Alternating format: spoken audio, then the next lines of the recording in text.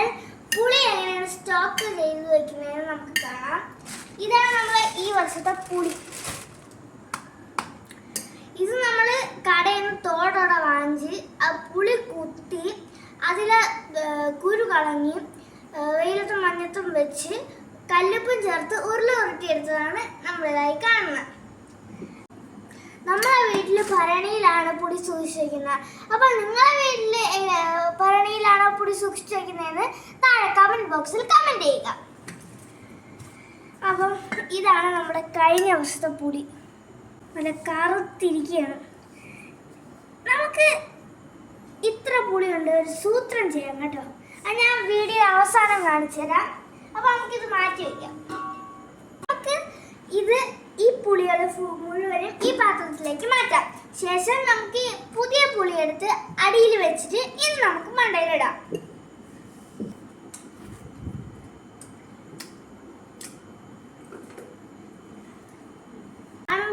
ഇത് വെള്ളം മുറുകു ഗായ്സ്.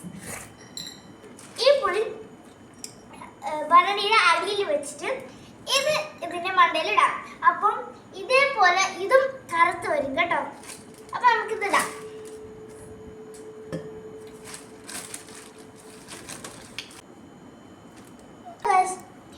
ഇത് പുത്തൻ പുളിയും ഇത് പഴയ പുളിയുമാണ്. അപ്പം നമുക്ക് ഇതിന്റെ അടിയിലിടുമ്പം ഇതേപോലെ അടുത്ത വർഷം ഇത് കറുത്ത് വരും. അപ്പൊ നമുക്ക് വീണ്ടും ഇതിൽ ഇട്ട് തുടങ്ങാം.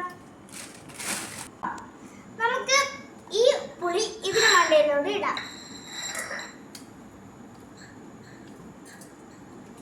വായിൽ വെള്ളം മുറിഞ്ഞോ.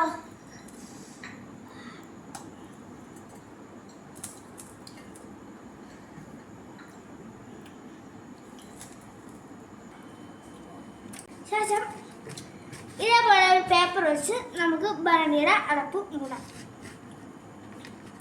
അപ്പം ഇങ്ങനെയാണ് നമ്മുടെ പുളി ഭരണിയിൽ സൂക്ഷിച്ചു വെക്കുന്നത്. അടുത്ത നമ്മുടെ സൂത്രം എന്താണെന്ന് കാണണ്ടേ? വരൂ കാണിച്ചു തരാം. ഈ പുളി ഈ പാത്രത്തിൽ വെച്ച ശേഷം നമ്മൾ ഈ പഞ്ചസാര അങ്ങോട്ട് ഇതിൻ്റെ മണ്ടേ കൂടെ അങ്ങോട്ട് ഇടുക. എന്നിട്ട് കുഴയ്ക്കുക. ഇങ്ങനെ ഇങ്ങനെ കാണുമ്പോൾ കണ്ണേ നീതായിരുന്നു. ഇങ്ങനെ ഇങ്ങനെ. ഓ ഗൈസ്, ഇനി നമ്മൾ ഇതങ്ങോട്ട് വായിൽ വെക്കും മച്ചാനേ. സ്വർഗമാണ് എൻ്റെ അമ്മ. ട്രൈ ചെയ്ത് നോക്കണം. പുളി ഉണ്ടെങ്കിൽ നിങ്ങളിത് ട്രൈ ചെയ്ത് നോക്കണം. നിങ്ങൾ വീട്ടിൽ ഇരുന്ന് പറഞ്ഞ ഒരു കാര്യമില്ല.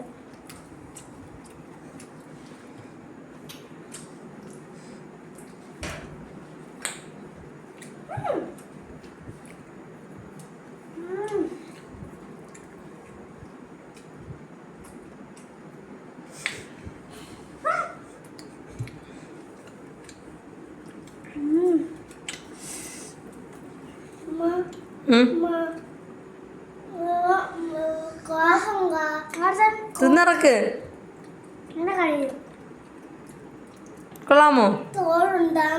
തോടില്ല.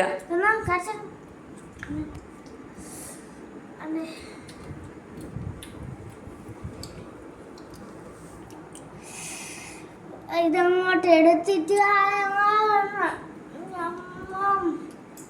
വെക്കേഷൻ അല്ലേ, സ്കൂൾ അടച്ചില്ലേ, ചുമ്മാ വീട്ടിൽ നിന്ന് ഇതെടുത്ത് വെച്ചിട്ട് കഴിച്ചാൽ സൂപ്പറാണ്.